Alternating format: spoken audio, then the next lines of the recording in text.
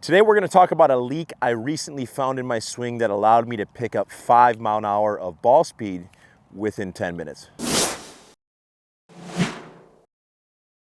For those of you that have been following my journey over the last couple of years, if you go back to 2021, I was one of the fastest guys on the planet, around mid 150s club head speed, upper 220s ball speed. Unfortunately, I suffered a ruptured disc in my neck that year, had nerve damage on my arm, and ever since I came back from that injury, the swing didn't feel like it did prior to the injury. I described it to many different people like it felt like there was a leak. Through the transition, I didn't feel any tension between the upper and the lower body. And it led to the point where I wanted to actually go get measured on 3D. So I went and got measured by my good friend John Sinclair, who's one of the most highly respected 3D guys on the planet. He hooked me up to the wires and sensors. We took some measurements, and surprisingly, we found a huge leak through the transition. So I'm gonna pop this graph up. You can see the blue line moving vertical. What this line represents is my lead arm firing into abduction too early, which makes total sense in terms of what I was feeling, right? I've described not being able to feel any stretch, not feeling any tension. And so what was happening is as I was getting up to the top of my swing, my lead arm was actually collapsing, okay? And when the lead arm was collapsing, it was actually pulling the humerus away from the chest, okay? To clarify, through the transition, we want to create what's called adduction, adduction. And for those of you that aren't aware of that, lead arm adduction is when the arm loads across the chest through the transition. This creates a lot of stretch through the core. And the opposite is abduction, abduction, where the arm is going to fire off the chest.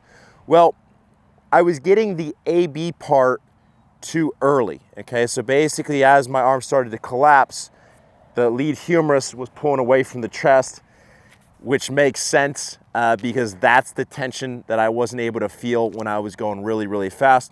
The problem I was having from a 2D perspective is as I was looking at the swing, I was watching the lead arm fold, and I was associating that fold with adduction, right? Because in my mind, if the elbow's folding, it's got to be pulling the humerus across the chest. The truth is that was not the case, and this is why I see a lot of value in getting measured on both force plates and 3D, and most importantly, having someone who's very skilled at reading those graphs identify the low-hanging fruit. So for those of you that are confused on this concept, a really simple way to understand this is if I was throwing a Frisbee. So imagine I had a Frisbee in my left hand, and if I wanted to throw that Frisbee onto the driving range, I'd hold it, I'd move my feet, I'd step. As I changed direction, I'd feel that arm load across the chest, which is creating that contralateral stretch. And then I would basically allow the arm to fire off my chest, but only from a stretch position, right? We got to make sure that we get that stretch first. So to implement into the swing, one of the things I did was I started grabbing or using my stack system. I loaded it up. I put the most weight on the club, put the club on my left arm, and quite simply made left arm only swings, trying to feel like the arm was actually loading across my chest through the transition. So the weight of the tool is actually, one, creating a little bit more tension through the lead arm going back. And then as I change direction, I'm trying to feel like I'm turning my chest into that lead arm, and the weight of the tool is helping that process happen a lot more efficiently. So this is where once you made the change, we immediately saw a jump in ball speed. So I went from low teens back up into the 220s. I started to feel that tension that I was feeling in 2021, which was amazing.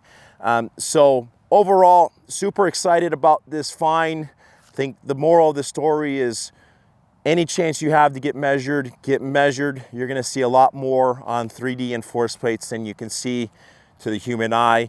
If this is something you're having trouble with, give this drill a try at home. Use your stack system, load it up, make some one-arm swings, and really start to feel how that arm is loading across the chest through the transition.